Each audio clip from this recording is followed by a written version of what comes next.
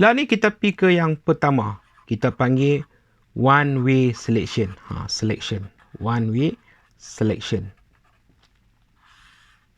Apa maksud one way selection? Maksud one way selection mudah saja. Okey, again, bila kita berhadapan dengan selection, apa kita kena buat? Lukis diagram. Pejam mata, pejam mata. Okey, buat macam ni. Dia mesti one way in. Ikut bawah cakap apa? One way in. Dan kemudian mesti ada two way out. Yang ni kita kata true. Dan kemudian yang ni kita kata false. Okey, one way in, kemudian two way out. Okey. Yang dikatakan one way selection ni, kalau misal kata dia punya condition. Ini kita kata condition. Condition tu maksudnya syarat. Condition. Kalau syarat dia betul, dia akan buat daripada sini ni sampai sini. Daripada sini sampai sini. Kalau tak betul, dia buat dekat sini. Yang ni, kalau misal kata one way selection ni, if condition is true, dia akan do something. Do something. Else tu sebaliknya, do nothing. Apa maksud do nothing? Maksudnya tak payah buat apa-apa lah. Maksudnya, kalau betul cuma do something, kalau tak betul tak payah buat apa-apa. Sebab tu kita kata, kalau betul, dia punya action akan ada dekat sini. Akan ada dekat sini. Kalau dekat sini, tak perlu ada apa-apa sebab if true, do something, else jangan buat apa-apa. Nak tengok pula contoh soalan yang kita kata sesuai dengan one way selection ni. Dia kata, jika pelajar dapat lebih ataupun sama dengan 50, paparkan lulus. Jadi kita kena buat satu coding yang mana jika satu flowchart, kemudian yang mana jika pelajar dapat lebih ataupun sama dengan 50, paparkan lulus. Ada tak dia kata dekat sini? Kalaulah misal kata, ada tak dia kata, kalau kurang daripada 50, gagal? Tak ada kan? Dia cuma kata, paparkan lulus. Kalau misal kata dapat lebih ataupun sama dengan 50. Jadi, lah ni, bila kita nak selesai masalah ni, benda pertama sekali, kita kena buat analisa. Input apa? Input dia apa? Markah. Okey. Proses. Proses dia apa? If markah more equal. Dia kata lebih atau sama dengan 50. Kemudian, dekat sini kita kena display. Apa yang kita nak displaykan? Kita nak kena displaykan lulus. Ada tak apa-apa kita kena buat lepas ni? Else. Tak ada apa-apa kan? Jadi, jangan tulis apa-apa selepas ni. Tak perlu nak tulis else. Okay. So, macam mana flowchart dia? Okay, output. Output dia apa? Apa yang kita nak paparkan? Ni, display lulus ni. So, kita nak paparkan display lulus. Okay, ini dia punya problem analysis. Macam mana kita nak ubah problem analysis ni? Kita nak ubah problem analysis ni ke dalam ataupun kepada bentuk flowchart. Okay, mudah saja. Mula-mula kita kena buat start. Macam misal kita kena buat start.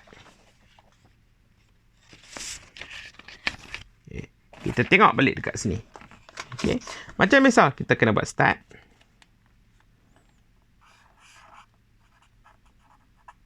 Okay, lepas start kita buat apa pula? Kita kena input markah. Okey, lepas tu if tu yang kita kata kita kena buat macam ni. Buat diamond dulu. Tak apa, buat diamond dulu. Okey, kita kata tahu. Okey, dia akan ada satu betul. Okey, ni dan satu lagi salah. Ini kalau true dan ini kalau false. Apa syarat dia? Dia kata kalau true, dia akan display lulus. So, letaklah dekat sini. Display lulus. Yang ni apa syarat dia? If markah lebih ataupun sama dengan 50. Dan kemudian bila habis ni, dia punya syarat ni, dia akan buat apa pula? Dia tak buat apa-apa dekat sini. Dia akan terus pergi kepada N. Okey, nampak lah? Okey, bila dah sampai tahap ni, macam mana kita nak convert ni kepada pseudocode? Okey, pertama start. Letak start. Macam biasa, start.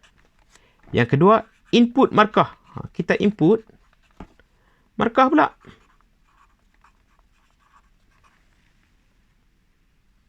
Kita input markah pula. Okey, nampak? Start, kemudian kita input markah. Okey, nampak ni? Kemudian, kita tengok dekat sini. Dia kata if. Yang ni yang menarik. Yang ni yang kita nak tengok ilmu baru. If markah more or equal to 50. Apa yang kita nak buat dekat sini? Kalau dia true, kita akan display lulus. Display lulus. Nampak? Else ada tak? Tak ada. Bila tak ada, kita tengok sini nah. If true, dia akan ke sini. Ada else tak? Tak ada. Bila tak ada, dia jumpa apa? Dia jumpa sini. Sini ni ibarat macam kita kata and untuk if. Jadi letak dekat sini.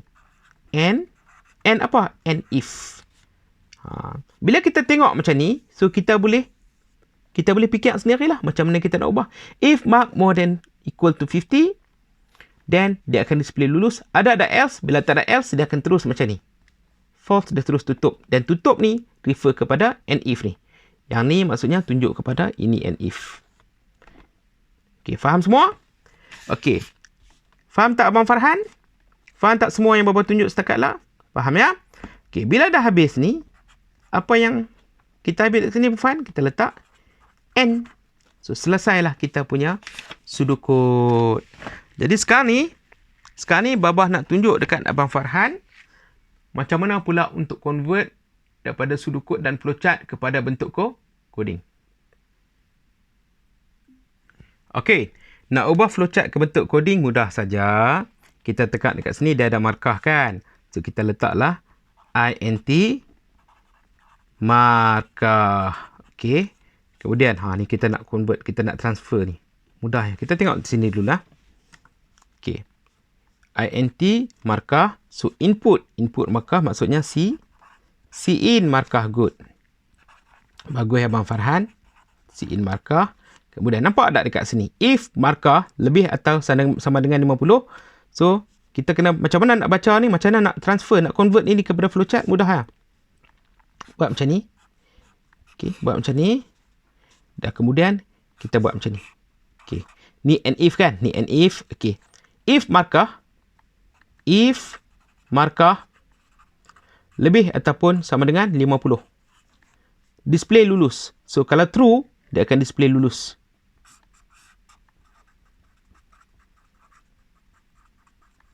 Faham tak? Ada tak dekat sini? Else. Bila else tak ada, ni tak ada apa-apa. Dia terus pergi ke and if. Kemudian habis. Macam tu juga dekat sini. In markah.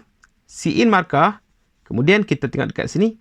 If markah lebih ataupun sama dengan 50. Dekat sebelah ni jangan letak semikolon lah. Kalau if markah tak ada semikolon. Kemudian display lulus. Kita just replace dengan cout. Cout lulus. Kemudian and if dalam C++ tak ada and if. Bila kita dah habis ni maksudnya cuma satu saja belong to true. Maksudnya else tak ada dekat sini. Itu saja dia punya coding dia. Itu saja. Soalan. Babah, macam mana pula kalau dekat bawah ni kita ada perkataan cout. Okey. Ni menarik ni. Abang Farhan. Bila kita tengok macam ni, macam mana kita nak ubah ini kepada bentuk flowchart. Okey. Cara nak ubah, mari kita analisa sama-sama.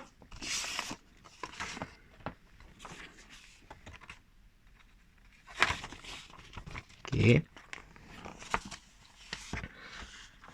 Okey. int markah tak perlu tulis. So, kita jumpa start terus. Cin markah. Buat ni. Dekat ni kita kata input markah. If markah. So, maksudnya if tu terus kita buat macam ni. Automatik terus buat macam ni. Nampak? Terus buat macam ni.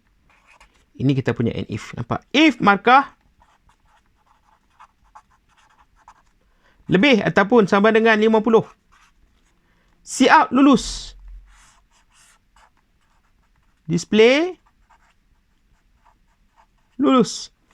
Ada tak else kat ni? Sebaliknya ada tak? Tak ada kan? Bila tak ada, maksudnya yang ni saja yang belong kepada true. So, lepas ni ada tak else? Tak ada else. Maksudnya dia akan mai ke sini, tutup, dan yang ni akan berada di selepas.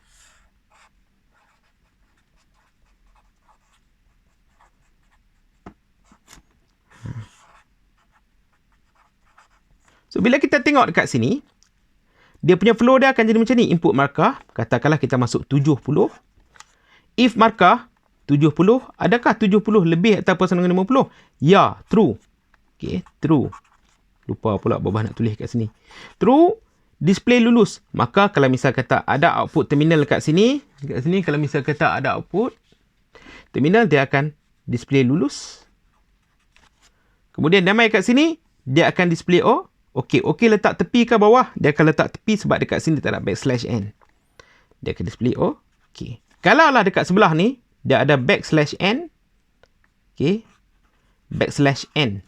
Okey. Dan dia masukkan, contohnya markah dia 20 ya. Minta simpang lah no. Okey. If 20 lebih sama dengan 50. Betul ke tak? False kan? Dia akan ke sini. So, bila dia ke sini, kalau kita tengok dekat sini, okey, dia akan display O, okey saja. Maksudnya, kalau misal kata kita nak check, kita ambil jari tangan kita macam ni, kita tutup ya. Bila kita tutup ni, kita akan nampak sequential, kita akan nampak terus. Maksudnya, perkataan okey ni berada di luar if, yang mana dia akan tetap display okey, tak kiralah sama ada syarat dia benar ataupun tidak benar. Okey, macam ni. Okey. Boleh faham lah? Okey.